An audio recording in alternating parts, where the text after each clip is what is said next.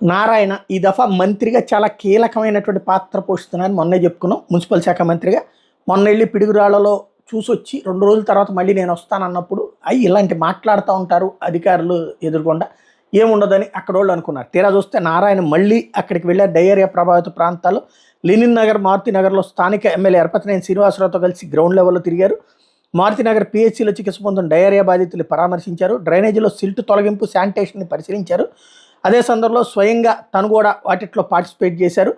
క్షేత్రస్థాయి పర్యటన తర్వాత అక్కడ ఆర్ఎండ్బి గెస్ట్ హౌస్లో అధికారులతో సమీక్ష కూడా చేశారు. డయేరియా ప్రభావిత ప్రాంతాల్లో 2 రోజుల్లోకి డ్రైన్లలో పూడి కంప్లీట్గా తొలగించాలని ఆదేశించారు. వర్షపు నీళ్లు పైప్ లైన్లోకి చేరడం వల్ల నీరు కలుషితమవుతోందన్నారు.